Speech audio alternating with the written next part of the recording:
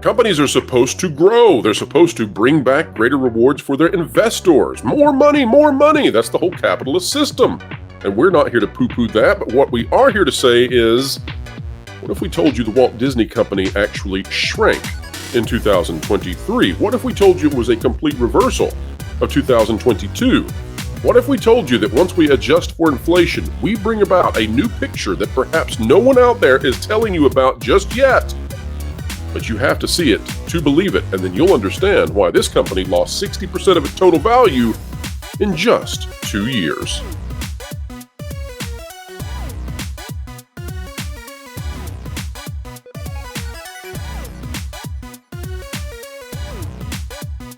Hello folks, welcome back to another wonderful day here on the WDW Pro channel.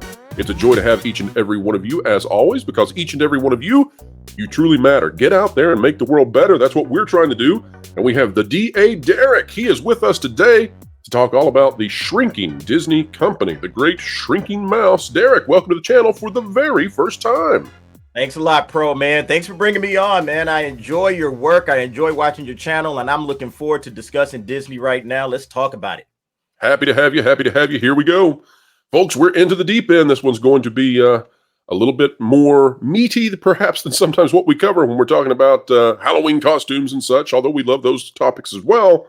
But put on your business hats for just a moment. This out of the St. Louis feed.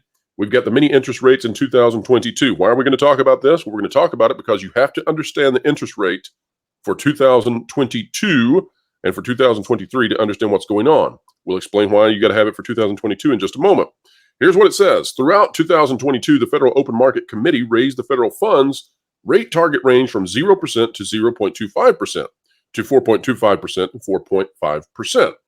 Now, what that means is that interest rates, as well as the inflationary rates across the country, were going up, and they have not been at a good place necessarily. In fact, in the year 2022, interest rates were somewhere around, well, let me change that. In the year 2022, inflation rates, let's get that right, folks, about 8%, okay? And those have come down slightly in 2023, but they're still high. Now, let's take a look at what the Walt Disney Company did in terms of its revenues from the first quarter to the third quarter 2023, okay? So we're going all the way back to the first quarter of 2023, and that is giving us, although we can go back further if you look at the chart, but the reason we're doing this is because we're trying to go back to where those interest rates, where we know those and where we know the inflationary rate, and then we can come forward. Now, here's what the Disney Company did. In the third quarter of 2023, and we're talking about from the third quarter of 2022 to the third quarter of 2023, the Walt Disney Company generated about $22.33 billion in revenue. Company's revenues for the quarter grew by 3.7% year on year. So that's what we're looking at, okay? So the $22.33 billion in quarter three, that's isolated. What's not isolated to a quarter, but is rather an annual comparison, is the company's revenues year to year, 3.7% growth rate. Now, what does that mean? That means that both the interest rates, remember at 4.5% going into 2023 from 2022, both the interest rate and the inflationary rate, which in 2022, we're not yet finished with 2023, so we can't give you the total picture. But in 2022, sitting at about 8%, those have decreased slightly, although some would argue they haven't. But what have you. But both of those numbers, both the inflation rate and the interest rates, are higher than the growth rate of the Walt Disney Company, 3.7%. I know, folks, we said put on your business hats for a moment. Now, what that means, though, what that means is that Disney failed to maintain a revenue level commensurate with the inflation rate and the interest rates. And so both of those numbers are going above Disney, and that means that their transactional power actually decreased. So although their net revenues increased by 3.whatever%, although that happened, in comparison to the US dollar, they actually decreased. And so what you might think of it like this. Think about a boat that sits on top of the water, okay? The Disney Company and other corporations should rise at the same level if they stay net neutral, right? If they stay totally neutral on their transactional power and the growth of their company, they should stay dead even with the rise in interest rates or the rise in inflation rates. Pick one of them. So they should stay at least at that level if they just stay neutral. Disney actually lost. Now, Derek, we've been talking a lot about what happened with Disney and what's been going on. Things have not been good at the company. You have some thoughts about that. I want to show you, though, Derek, a comparison, because some folks out there may be a little bit dizzy about, all of those numbers we just threw out, an explanation of the economics behind it. Let me show you this out of Statista.com. One other thing. Take a look at this. In the fiscal year, folks, in the fiscal year that ended in October 1st, 2022, so we're going back 1 year prior, take a look at the bottom of this. Annual growth of 22% for the Walt Disney Company. That was the year prior. Okay. We've gone from 22%, which outpaced interest rates and inflation. We've gone from 22% to 3.7%. Yeah. And now they are underwater when it comes to keeping up with the rate of inflation. It's not only that the Disney Company overall shrunk in terms of transactional power, it's also the incredible decrease in the rate of growth in the company. Derek, what are you seeing out there that's showing us all sort of on the ground in the retail space and everywhere else that the Disney Company's in trouble? Well, I mean, you're looking at obviously some of the big properties that they have. You're talking about Marvel, you're talking about Star Wars, even the Disney Princess line, and all three of those, they're trying to do these radical changes to these properties, to these major IPs that they own, and they're not doing very well with them. Obviously, we can see that in the box office results. We can see that in the streaming viewership. They've lost a ton of money on Disney Plus. I think every quarter they've lost. They haven't done well because they're dipping their toe into the political side of things instead of sticking to what they do best. And what Disney does best, obviously, is make content, or at least what they used to do best is make content for families, make content that everybody can get behind. They bought Star Wars, and obviously Star Wars is one of the biggest franchises worldwide. So you buy Star Wars, you buy Marvel, and you're doing great. But then all of a sudden you decide, hey, we're going to go more into this identity politics. And guess what? Now people are checking out. You're starting to lose money. People aren't showing up at the box office. And then you're doing the exact same thing with your Disney Princess line, because think about what, characters like Snow White mean to Disney. Like that's a legacy franchise that you have had for 80 plus years. And now all of a sudden you're going to rewrite the ship and try to turn her into some girl boss, feminist that doesn't need a man, that doesn't fall in love, and people are starting to check out from Disney. So in my opinion, that's the problem with Disney. They're a content company that has forgotten how to make their content. They're not doing a good job with that any longer, and that feeds into every other aspect of their business. That feeds into the merch, that feeds into their parks. People don't want to go and see a man with a dress on and a mustache and a beard helping little girls in the park, try on dresses. No one wants that. And they're getting away from just their tried and true philosophy of just catering to families. I always call Disney a hospitality company. That's what they are. They bring you in and they serve you. They take good care of you, whether it's coming to their theme parks, to their hotels, to their cruise lines. That's what Disney is. That's what they have built their reputation upon. And now they're just going in a completely different direction. And they just want to, we're just here to, kind of push a social agenda. And that permeates their entire company, from the folks that work in the parks all the way up to the top, and Derek, all the way back down. Derek, let's think about it this way. Look, I don't want to lose your point you made, and I'm going to lose it if I don't insert right here. I don't mean to interrupt, but man, what a point you made. Think about this for a moment. You talked about the fact that Disney's a hospitality company. They welcome you in. They treat you like family. That's what's supposed to happen. You're supposed to walk away. The magic comes from the fact that you were treated so well. Right. But there's another part of that too, and we need to hit that before we move on. It's not only that Disney welcomes you in, it's that you welcome Disney in. That was what made this company special, was that you trusted this company to have your children learn lessons about life that they'll carry for the rest of their life from the company. And so you invited this company into your TV. You invited this company into your children's toys. And folks, think about this. If a stranger came onto your front porch, knocked on your front door, if they came there and they said, here's what we want to teach your children, and aligned with what Disney said, would you let a stranger come in and talk to your kids?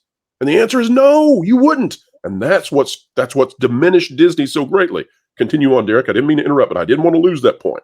Oh, no, it's a great point, Pro. And that's the other piece is that, Disney, by not, sticking to what they've done so well over the years, they've lost the trust and the confidence of people across the board. I've made this point several times is that, large families mostly have, traditional values, and that's what Disney was. It was very tough at some points in time in Disney's past to get any kind of content that was, even borderline. They had another division for that. That was Touchstone Pictures back in the day. That's where they put all of their kind of borderline content. If it was a little racy, okay, we're going to slide that over there to the Touchstone Pictures brand. They didn't even want it associated with the Walt Disney Company. Now, no problem. Okay, we'll slap Disney on top of whatever it is that we're doing. And, again, that's just taken away from Disney as a company. And, now you're seeing the results. That's how you can tell when something's not working. Especially if you're a business, the results come down to the money. How's the money doing? Is the money funny? Are we making money or are we losing money? And you can start to see it with Disney. Hey, we're not making the money. In fact, we're losing money in every aspect of our business. Whether it's, we're still making money in the parks. Yeah, but we're not making what we used to make or what we should be making. So that's really what it comes down to. What is Disney going to do about this? They're rebooting Marvel. They're rebooting Star Wars right now because they recognize, okay, we're in trouble, So there's all of this discussion about reboots, because when you have to reboot everything, they pulled the plug on the Daredevil show halfway through filming it. They were already, almost halfway through the season of filming Daredevil. They have to pull the plug on that. What does that tell you? That tells you that these guys have lost their way. And they're dumping money into a program, into a show that they're going to have to pull the plug on. That tells me everything I need to know about this company and where they're at right now. Now, there's a chance that they can course correct and get it right. And that, that might happen. But, think about where they have lost their fan base, where they have lost, the country and people worldwide. They don't trust Disney anymore. Disney right now is in dire straits. And if they don't get it correct, very soon, they're likely to lose Marvel because I think Star Wars, I'm a Star Wars fan. I'm a huge Star Wars fan, but I think they have pretty much lost Star Wars. They have no direction of where they're going, so that's why you're hearing people talking about, well, maybe we should reboot it. Maybe Matt Vaughn is someone that can bring, Star Wars back for us, but they'll never realize what they've lost. And they've lost quite a lot when it comes to these properties. Well, let me take on two topics that I think could be used as those who would find what we've said objectionable. And let me address them real quick. The first issue I would say is that there might be someone out there who says, well, Pro, why are you using 2022 interest rates and inflation rates? And why are you using interest rates at all to make a comparison to the company? And it's like, well, there's two answers to that. First of all, we don't have the final numbers for 2023 when it comes to interest rates and for inflation because we're not at the end of 2023 yet. So we don't have that yet. The other thing I would say is that you can use those two numbers because inflation, of course, affects, consumers at the base level. Interest rates affect corporations, and those corporate interest rates are much higher, I would say. And corporations are constantly using loans and all of the banking assets that they have. So you've got to consider that it becomes more difficult for the company to do transactions in the future as those numbers rise above their revenue percentage growths. Okay, so let's address that one. That one's there.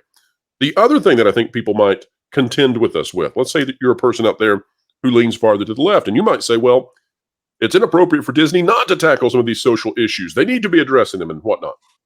And here's why I think that's incorrect. There are those parents who want their children inoculated from these issues, and so be it. They're parents, and they get to decide how to raise their children, right? I don't go to the Amish or the Mennonites and start, declaring how they should raise their kids. I think that's offensive. Right. And of course, we know that there are boundaries to that. We know that as communities, if children are being, actually harmed or treated poorly in other ways, that the community then needs to step in.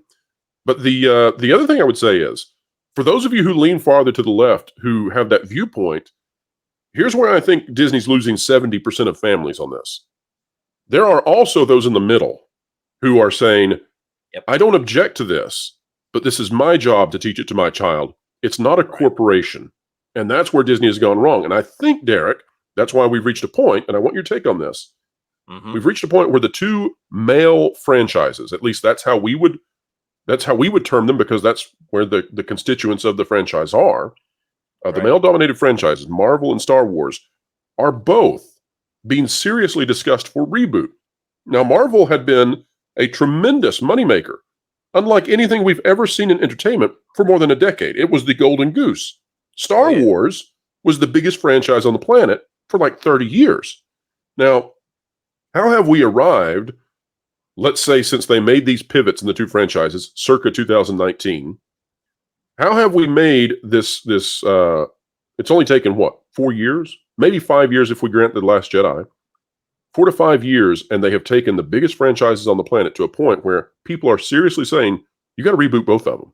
You got to reboot both of these because they're in such dire straits. Derek, how did we get here? Well, we got here because they took their eye off the ball. They forgot where they came from. Star Wars, as you said, always have been a franchise for, young men, and George Lucas meant it to be that. So when you lose sight of the vision of the original creator and what that person wanted this franchise to be, George Lucas has gone on record and said, hey, it's a mythology for young boys and for young children that are growing up, to teach them, some of the values that we have in our society, taking care of your friends, loyalty, avoiding the light side, or excuse me, avoiding the dark side, going to the light side of life. That's what George Lucas meant for this franchise. And they've just completely taken it into a completely different direction.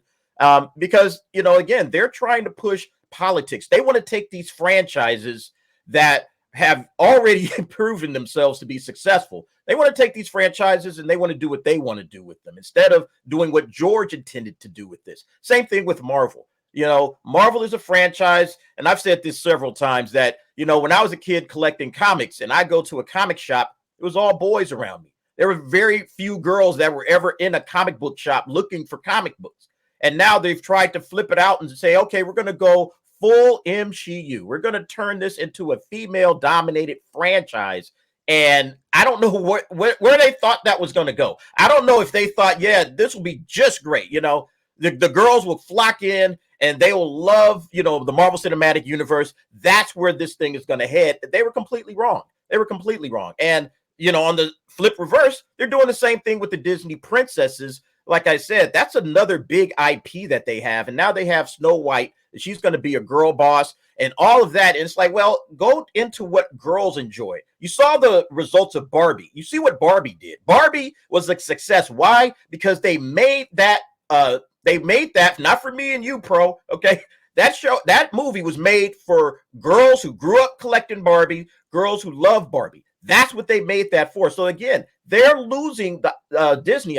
They're losing sight of what these characters and what these properties should mean. It should be directed directly towards boys. This is the boy franchise. All right, we got our girl franchises. Again, that's why they picked up Marvel, and then that's why they picked up Star Wars, because they didn't really have anything for boys. Disney Princess, yeah, we have that, but we don't have anything for the little boys. So we want to bring the boys to the yard too. Let's go ahead and get a couple of properties that they enjoy, But to your point, the biggest properties.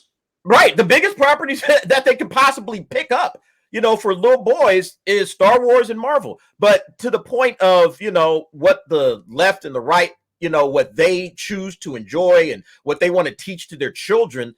Again, most families, when you're talking about families, and that's what Disney is all about families. Families are mostly traditional, mostly conservative. I've discussed that on my channel several times.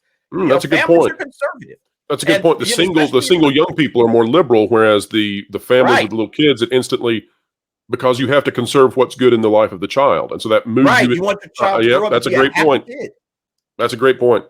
Yeah, no, that's the truth. Is that families It's are protective. conservative, and that's your bread and butter, Disney. That's who you gear your content towards. Families. You want the families coming to the movies, bringing mom, dad, sis, bro, uncle, aunt. You want all of those folks in the movie theater, Hey, let's go as a big family to the theaters and watch this new Disney show. How many people went out and watched Strange World because of what they put in Strange World? The same thing goes with the parks. You want everybody coming to the parks. You want it to be a big family event.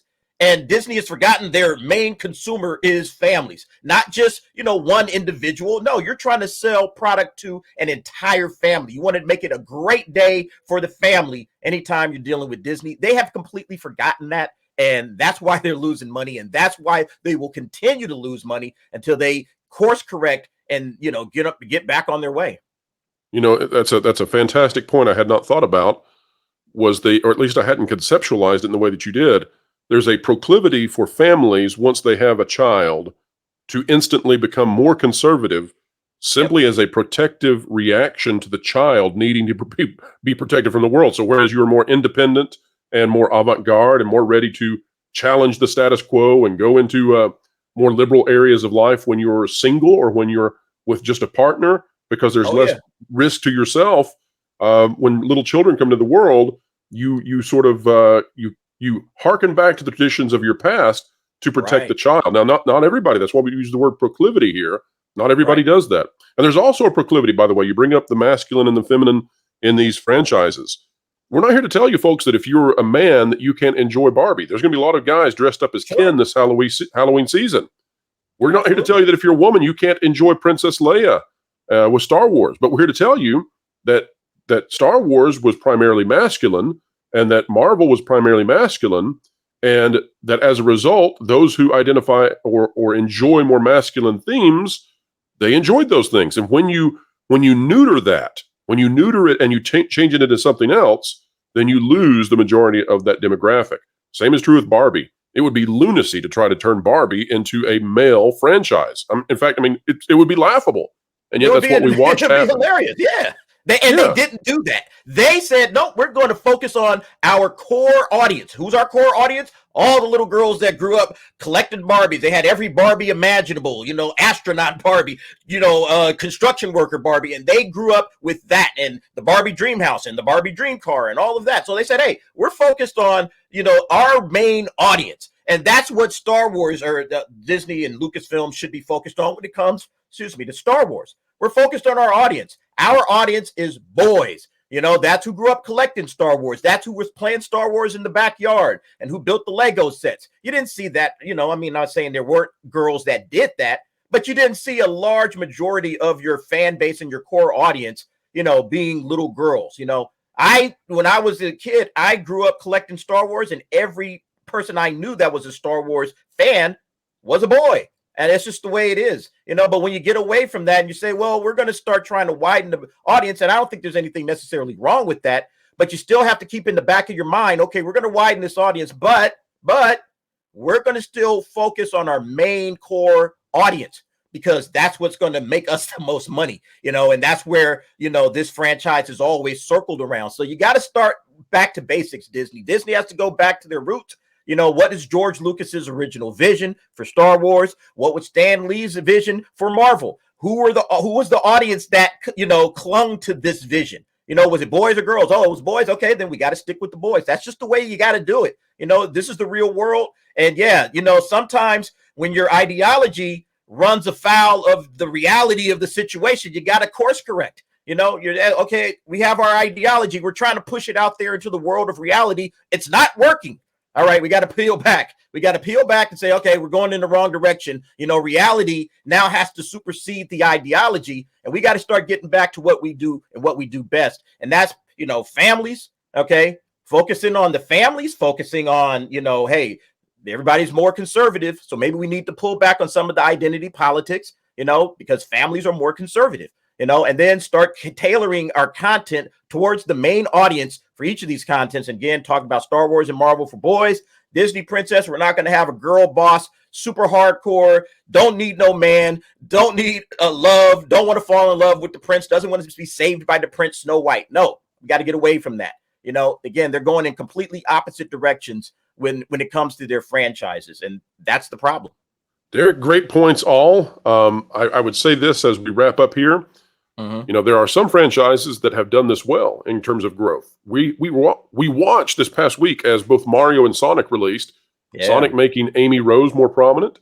Nintendo making a concerted effort to put Princess Peach, Princess Daisy, and others now in there. But they're not throwing aside the male demographic that makes them so popular. And that's the way to do it. If we watched Barbie suddenly decide that it was going to be a male franchise, you could expect to see an 80% decline in sales for Barbie, and rightly so. Absolutely. And you might think, well, that would be absolute idiocy for them to do that. Well, folks, Disney lost 60% of their total company value in the last 2 years. How do you think that happened? Yeah. We just looked at it, folks. According to inflation, according to interest rates, Disney is losing ground. They're shrinking as a company in terms of their transactional power. We've examined why that might be. Drop a comment down below and let us know what you think is the actual root cause of Disney decreasing. And if you think we got it wrong when it comes to the economics, let us know that as well. Also, folks, if you like content like this, consider clicking the like button, share, subscribe, and when you click it, you do stick it to the algorithms. It's the notification bell. Derek, where can people find you on this great, big, beautiful web out there for more excellent analysis? Well, you can find me on my channel, Derek Anderson, the DA, I'm also welcoming of all opinions. Tell me where I'm wrong as well. I don't mind, discussing things in an open forum. Because in my opinion, I believe that's how we all come together and we understand each other's points of view, our own philosophies. We're all different. We all have different values, but I think we can all kind of find some commonality when we discuss things in the open forum. So yeah, Derek Anderson, the DA, you can find me on YouTube. I'm talking Hollywood and entertainment all the time because I think that's the core of the culture in our great country. And we want to talk about it and we want to, see if we can steer things in the right direction.